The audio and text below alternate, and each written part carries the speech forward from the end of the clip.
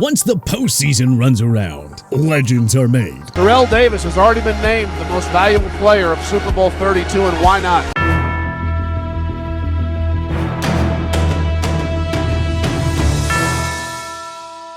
How about we take a look back to the years at the NFL history books and break down 10 NFL Hall of Famers that transformed into legends during the postseason. Terry Bradshaw. When you think of the quintessential playoff quarterback, Terry Bradshaw has to be at the top of the list. Sure, his role with the Pittsburgh Steelers, one of the league's truly storied franchises, would have granted him notoriety to begin with, but earning those Super Bowl rings and the way that he performed along the way is what truly earned him a place in football lore. It wasn't just the leadership, but the way that he dominated in the postseason that really set him apart. Take the 1976 AFC divisional game, for instance, a performance so legendary that some still call it the perfect game, in a 40-14 dismantling of the Colts. From the opening snap, when he unleashed a 76-yard touchdown bomb to Frank Lewis, Bradshaw was in complete control. As Steelers cornerback J.T. Thomas famously said after the game, "Man, I wouldn't have wanted to play against our offense today." Factor in that he led the way to 4 total championships, and it's safe to say that Bradshaw built his legend in the postseason.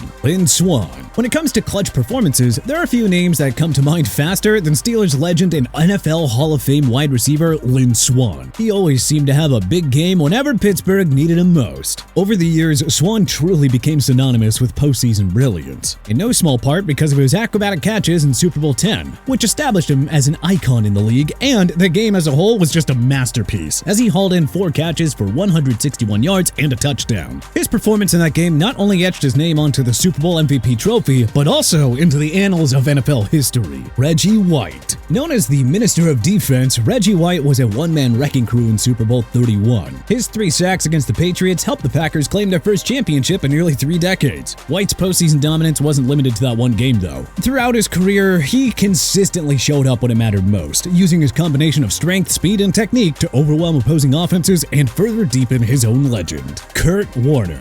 Kurt Warner's journey to NFL stardom is the kind of story that feels too good to be true. Only, this story built for silver screens actually happened. The former grocery store stalker turned arena football star went from NFL long shot to Super Bowl MVP in just a few whirlwind years. His career arc, filled with incredible highs and improbable comebacks, stands as one of the most inspiring tales in NFL history. In no small part thanks to his wildly impressive performances during the postseason. Warner's arrival as the Rams starting quarterback in 1999 ignited one of the greatest offenses football has ever seen. The greatest show on turf. That season culminated in a Super Bowl 34 victory, where Warner put on a dazzling display of poise and precision. Facing the Tennessee Titans, he threw for 414 yards and 2 touchdowns, including the now iconic 73-yard strike to Isaac Bruce late in the 4th quarter to seal the 26-16 victory. Warner's performance earned him Super Bowl MVPs, making him the first undrafted quarterback to achieve that feat. While that victory alone would have solidified his place in NFL lore,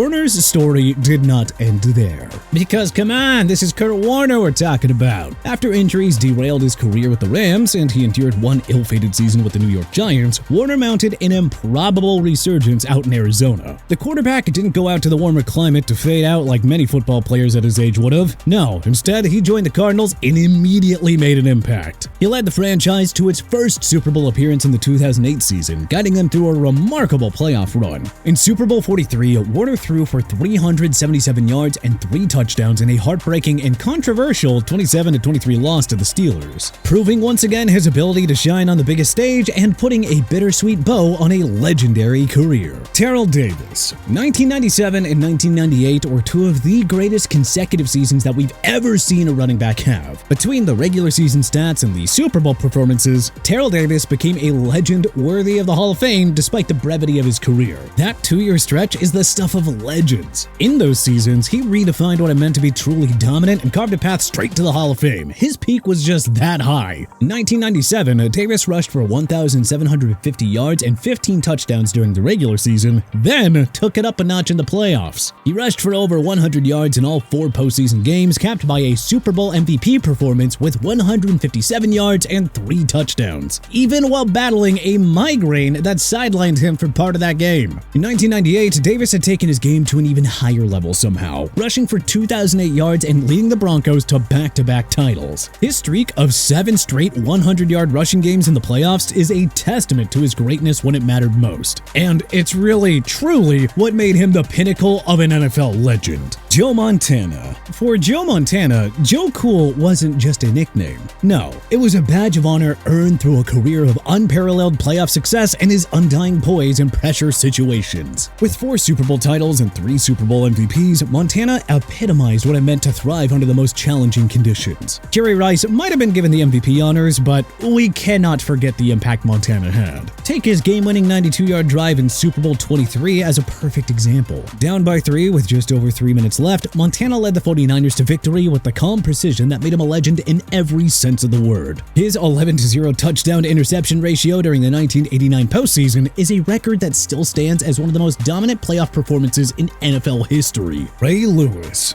In the final season of his Hall of Fame career, Baltimore Ravens legend Ray Lewis assembled a wildly impressive 4-game stretch to help lead the AFC wildcard Ravens all the way to Super Bowl glory. After missing 10 regular season games with a torn triceps, Lewis returned just in time for a playoff run that would solidify his legacy. Over 4 games, he racked up 51 tackles, the most in a single postseason in NFL history. His leadership was on full display during iconic moments like the Mile High Miracle against the Broncos, where he posted 17 tackles, and the AFC Championship win over the Patriots, where his presence loomed large in every possible way. Lewis and the Ravens then capped off the miraculous run with an epic victory in Super Bowl 47 over head coach John Harbaugh's brother Jim Harbaugh in the high-flying San Francisco 49ers. There is no doubt that he was a Hall of Famer even without that year, but it was the kind of stretch that further elevated his legend in a meaningful way, which is saying a lot for a player with as impressive as a resume as Lewis. Larry Csonka. Larry Csonka's hard-nosed running style was tailor-made for playoff football, and Miami continually benefited from it during his reign of dominance in the 70s. As a member of the undefeated 1972 Dolphins, Csonka was the engine of an offense that powered its way to perfection. In his postseason career, Csonka carried the ball 225 times for 891 yards and 10 touchdowns, with his signature moment coming in Super Bowl 8. Where he bulldozed his way to 145 yards and 2 touchdowns, earning MVP honors. Csonka wasn't just a Hall of Famer. The guy was the definition of a clutch performer and an NFL legend. Steve Young.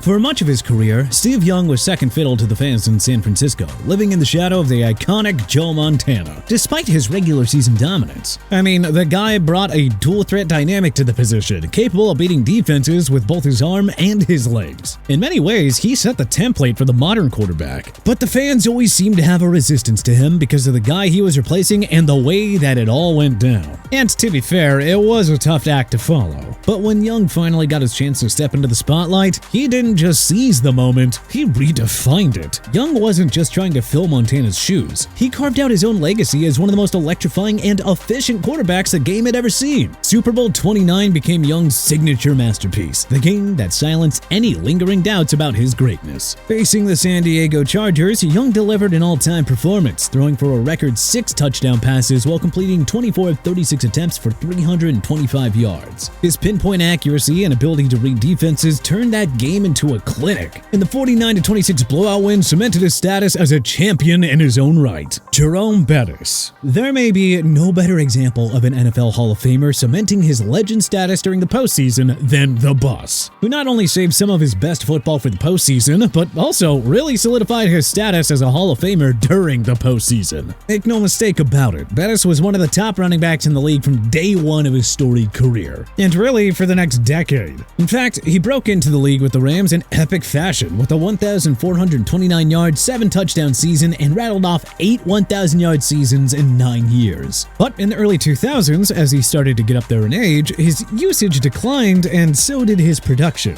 All the way through his final season in 2005, where he rushed the ball just 110 times for 368 yards, both far and away the lowest totals of his career. As fate would have it, this season ended up being the defining moment of his career, as he played the role of a short yardage back for a deep, talented Steelers team perfectly, consistently converting 3rd and shorts and finding the end zone 9 times during the regular season. But where it really all came together for Bettis and became a fairy tale story was during the Steelers' run from Wildcard Weekend to Super Bowl 40, a span in which he scored 3 touchdowns and his physicality and leadership powered Pittsburgh to the title. Not to mention that his final game in his hometown of Detroit was a Super Bowl victory, the cherry on top of a great career and the storybook ending that made this Hall of Famer a legend. But hey, which NFL Hall of Famers do you think most became legends during the playoffs? Who do you think we're right on here? Who do you think we're wrong about? Was there anyone that we may have missed? Let us know in the comment section below. If you like this video and learned a thing or two, then clicking the like button helps us out a ton. And you know, we really appreciate it. If this is your first time coming around to TPS though, then subscribing is a great idea, because we put out videos like this every single day.